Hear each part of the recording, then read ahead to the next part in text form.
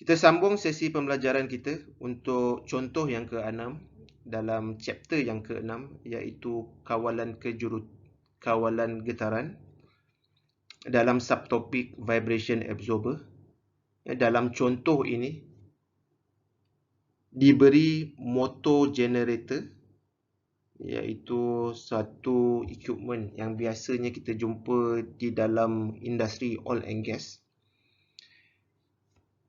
Specificationnya is designed to operate in the speed range of 2000 to 4000 RPM.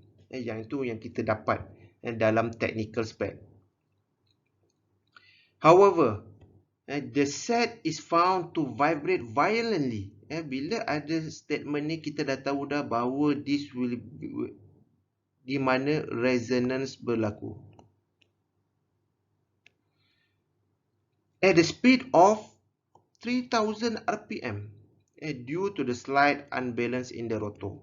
Basically sebelum kita buat commissioning, kita kena pastikan bahawa balancingnya adalah betul, alignmentnya adalah betul untuk kita start up ataupun untuk kita run di motor generator. Dan kebiasaannya untuk makluman para pelajar, untuk industri oil and gas, biasanya mereka akan buat FAT, Factory Acceptance Test, before the motor generator is sent or is delivered to on-site for installation. So kita kena buat betul-betul lah, tengok dia punya balancing, tengok dia punya alignment, is it within the recommended limit as specified inside of the standard technical specification. Okay, so it is proposed to attach a cantilever mounted lump mass as an absorber system. So kalau saya boleh lukiskan ada satu motor generator dan dilekatkan atau di cantilever dengan ada second mass. So yang ini mass number 1, so yang ini adalah mass number 2. Yang ini adalah gambaran secara fizikal. So yang ini adalah dia punya RPM telah diletakkan limit daripada 2000 kepada 4000. Dan pada ketika 3000 RPM is vibrate violently. Satu mungkin disebabkan oleh unbalance dan yang kedua mungkin disebabkan oleh berlakunya resonance.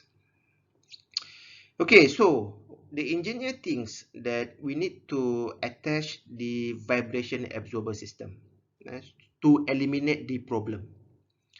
Okay, when a cantilever carrying a trial mass of 2 kg tuned to 3000 RPM, so they attach 2 kg and they buat trial and error 2 kg attached to 3000 RPM, the resulting natural frequency of the system are found to be 2500 RPM and 3500 RPM. And so it's okay. Maksudnya operating RPM adalah 3000. Bila introduce a 2 kg vibration absorber, ianya telah shift away the natural frequency to 2500 and 3500. Okay, so the next thing is, as an engineer need to design the absorber to be attached by specifying its mass and stiffness. So yang ni adalah matlamat kita untuk mencari berapa exactly the recommended mass and stiffness so that the natural frequency of the total system fall outside the operating speed range of motor generator set. So apa yang mereka nak, okay, sekarang ni you introduce ataupun you find out the value of mass 2 dengan K2 yang dia punya operating, dia punya natural frequency dia berada daripada luar 2000 hingga 4000 RPM. Okay, how to solve it? At first, yang ini adalah contoh gambar rajah. Dia ada, basically akan ada motor, akan ada genset, and then yang ini adalah resilient mass. Kalau ada pengalaman pergi di industri, basically dia akan letak spring system. Dia akan letak yang mungkin ada yang parallel Tapi yang ni bila dia dah wujudkan dalam bentuk mathematical modeling, mungkin dia akan equivalentkan spring value. Okay, and then this will be what we call it the vibration absorber yang akan diletakkan supaya kita nak pastikan bahawa motor dengan generator not vibrating anymore. Only the vibration absorber will vibrate. Okay, how to solve it? First, kita kena balik pada equation yang basic di mana omega 1 equals to square root of K1 divided by M1 and omega 2 square root of K2 divided by M2 and mu equals to M2 divided by M1. So, para pelajar, yang ni adalah di mana pada awalan tanpa bila diletakkan a trial vector ataupun a trial 2 kg mass. Yang ini adalah 2 kg vibration absorber, ianya menghasilkan 2 natural frequency iaitu 261.8 rad per second dan natural frequency yang kedua adalah 366.52 rad per second. Dan daripada notation tersebut, daripada pengiraan tersebut, kita akan dapat perolehi R1 sebab kita dapat tahu value ohm 1 dan kita dapat tahu value of omega 2. Omega 2 adalah sama juga dengan exciting frequency iaitu 314.16. So kita akan dapat R1 straight away gunakan scientific calculator 0.833 dan kita dapat R2 equals to 1.1667. Okay, so what's next? Apa yang kita tak dapat? Kita tak tahu mu. Mu menjadi soalan. So, macam mana kita nak dapatkan mu? So, kita kena masuk dalam karakteristik untuk found out the roots. Gunakan method ataupun equations seperti yang saya bulatkan. Dan kita akan dapat value of mu equals to 0.1345. Okay, then the next thing is kita tahu value of M2 yang kita try iaitu 2 kg. Apa yang kita tak tahu adalah berat of the motor generator system. So kita dapat tahu untuk case tadi kita dapat tahu bahawa M1 equals to M2 divided by mu iaitu 0.1345. Kita akan dapat 14 kg berat motor. So ohm 1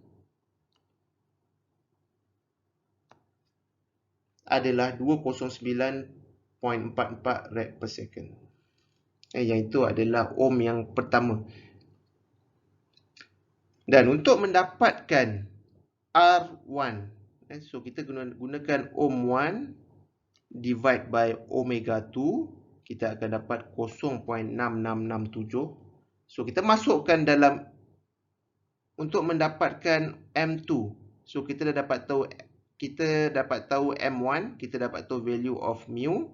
So kita akan dapat 10.3227 kg, iaitu adalah untuk mass number 2. So bila mass number 2 kita dapat, so kita pun dapat tahu value of mu, dan straight away kita akan masukkan equation, kita akan dapat the R2 value, maksudnya R2 yang new, iaitu 2.2497. Kalau para pelajar lihat tadi antara ohm on ataupun ohm yang kita letak 2 kg dengan ohm yang kita letak the new one iaitu 10 kg, dan kita akan dapat R2 juga yang ohm 1 dan ohm 2 yang baru. Untuk case ni adalah 4499.4 rpm. So ianya larger daripada specified upper limit iaitu larger than 4000 rpm seperti dalam soalan.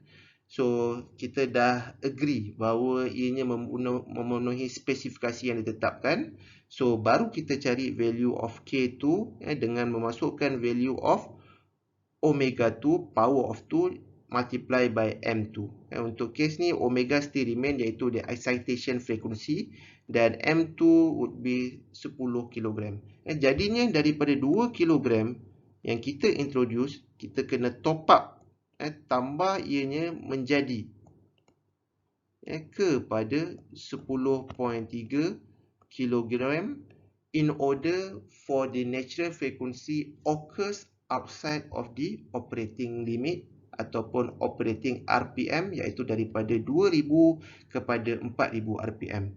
So kita akan dapat value of K2 equals to 1.01 10 to the power of 6. So kalau saya boleh lukiskan untuk case tadi, yang ni motor, ianya ada cantilever beam, ianya ada mass. So saya boleh nyatakan bahawa mass di sini ianya mesti 10.3 kg untuk mass, dan K2 yang ini adalah mass 2, K2 adalah 1.01 kali 10 kuasa 6 Newton per meter.